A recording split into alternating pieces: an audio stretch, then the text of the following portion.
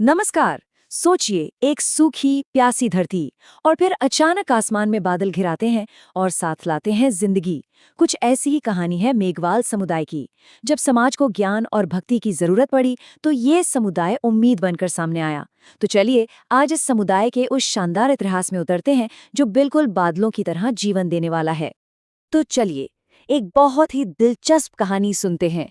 एक ऐसे समुदाय की कहानी जिसका नाम मेघ यानी बादलों से जुड़ा है और जिनकी भक्ति की मिसाल आज भी दी जाती है।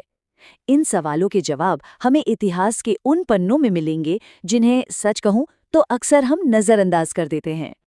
तो इस समुदाय की कहानी आखिर शुरू कहाँ से होती है? इसकी जड़ें जुड़ी हैं एक महान ऋषि की तपस्या और एक बहुत ही शक्तिशाली शाही वंश से। आइए देखते हैं। अच्छा, तो मेघवाल नाम आया कहाँ से? देखिए, ये समाज अपनी उत्पत्ति मानता है ऋषि मेघ से। ऐसा कहा जाता है कि एक बार धरती पर बहुत भयानक अकाल पड़ा था। तब ऋषि मेघ ने अपनी जबरदस्त तपस्या से बादलों को धरती पर बुलाया और बारिश करवाकर सबका जीवन बचाया। बस तभी से उनके वंशज मेघवाल कहलाए, मतलब मेघ के वंशज। और ये सिर्फ कहानियों की बात नहीं है, इतिहासकार भी ये मानते हैं कि ये समुदाय असल में सूर्यवंशी क्षत्रिय था। सोचिए, सूर्य देवता के वंशज माने जाने वाले योद्धा। पुराने ग्रंथों में तो इन्हें मेघवंशी भी कहा गया है और इनका संबंध सिंध और पंजाब के बड़े बड़े राजघरानों से था। तो उत्पत्ति की बात तो हो गई, लेकिन इस समुदाय की पहचान सिर्फ यहीं तक सीमित नहीं है, बल्कि इनकी गहरी भक्ति और आध्यात्मिकता से भी है।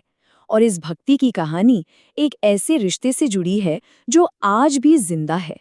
लोक देवता बाबा रामदेव जी, वे मेघवाल समुदाय को अपना सबसे प्रिय मानते थे और जानते हैं, उन्होंने इसी समुदाय की एक बेटी डालीबाई को अपनी बहन बनाया था। ये रिश्ता इतना पाक था, इतना पवित्र था कि आज भी उनके धाम में बाबा की समाधि से पहले डालीबाई की पूजा होती है। जरा सोचिए, ये बात अपने आप में दिखाती है कि इस समुदाय का धर्म और सामाजिक एकता में कितना बड़ा योगदान रहा है। और इसी भक्ति और त्याग की भावना से इस समुदाय के मूल सिद्धांत निकले हैं। क्या है वो? सत्य के रास्ते पर चलना, मानवता की सेवा करना और एकता के लिए सब कुछ समर्पित कर देना। यही तो है समाज की असली पहचान। तो भक्ति की बात हमने की, लेकिन इस समुदाय की पहचान के दो और मजबूत स्तंभ हैं। एक है इनकी वीरता और दूसरी इनकी कमाल की कलात्मकता। मतलब एक हाथ में तलवार तो दूसरे हाथ में सुई धागे का जादू।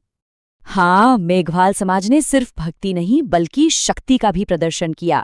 जब जब देश को जरूरत पड़ी, ये पीछे नहीं हटे। 1857 की क्रांति जैसे बड़े बड़े संघर्षों में मेघवाल वीरों ने देश की रक्षा के लिए तलवार उठाई और अपनी बहादुरी का लोहा मनवाया। तो एक तरफ तो ये जबरदस्त वीरता और दूसरी तरफ इनकी कला का जादू। इनकी जो मेघवाल कढ़ाई है ना, वो आज पूरी दुनिया में मशहूर है।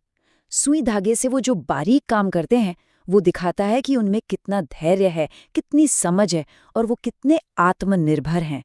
अच्छा, तो समय बदला, देश आज़ाद हुआ, तो फिर इस समुदाय ने कैसे तरक्की की? आइए देखते हैं कि आज़ाद भारत में इन्होंने अपनी एक नई पहचान कैसे बनाई।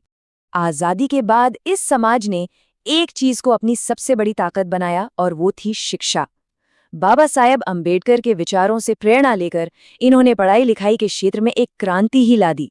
और इसका नतीजा ये हुआ कि आज इसी समुदाय के लोग आईएएस, आईपीएस, डॉक्टर और बड़े बड़े राजनेता बनकर देश को लीड कर रहे हैं।